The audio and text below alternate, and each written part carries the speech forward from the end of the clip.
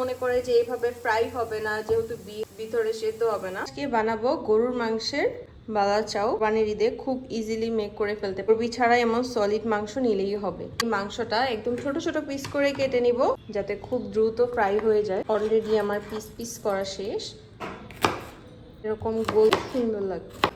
এটাও চপ করা শেষ এবং রসুনটাও চপ করা শেষ। এখন আমি যাব main recipe. So let's go. Oil দিয়ে দিচ্ছি পেঁয়াজ কুচিগুলো। আমি সবকিছু একটা একটা করে ফ্রাই করে নিই। মিডিয়াম হিটে ফ্রাই করছি যাতে পেঁয়াজগুলো অনেক ক্রিস্পি হয়। আমার পেঁয়াজ বেরেস্তা হয়ে গেছে,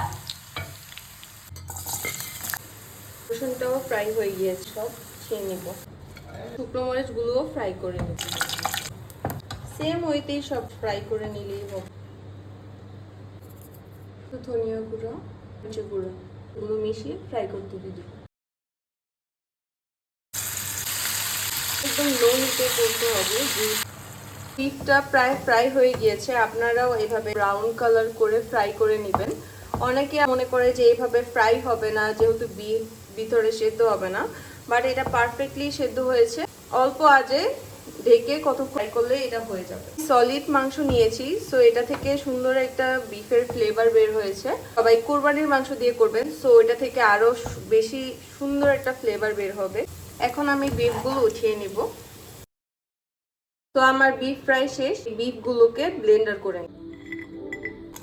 আমার মাংসটাও ব্লেন্ড করা শেষ। এমন টেক্সচার আসবে, দেখতে কিছুটা সেমাইয়ের মতো হয়ে গিয়েছে। আমি সেম ওয়েতে মরিচগুলো ব্লেন্ড করে নিই। আমার মরিচটাও ব্লেন্ড করা হয়ে গিয়েছে। সো আমার সব কিছু রেডি করা শেষ, এখন জাস্ট এগুলো মিক্সড করব।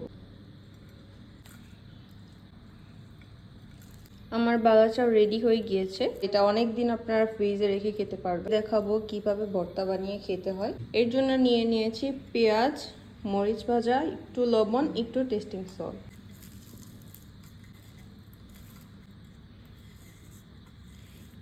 এর মধ্যে দিয়ে দিব সরিষার তেল।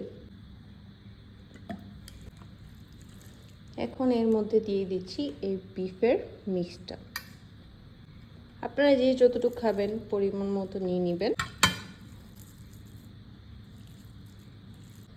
আমি আরেকটু নিয়ে নিচ্ছি। বিফের রেসিপিটা পুরো রেডি হয়ে গিয়েছে। এই ভর্তাটা এইভাবে আপনারা বানিয়ে গরম ভাতের সাথে খেয়ে দেখবেন, বা খিচুড়ির সাথে আপনারা খেতে পারেন, খেতে খুবই দারুণ লাগবে। সো আপনারা এই কোরবানির ঈদে মাস্ট ট্রাই করে আমাকে কমেন্টে জানাবেন যে এটা খেতে কেমন লেগেছে। তো আজকের জন্য এখানে এই বিদায়টা।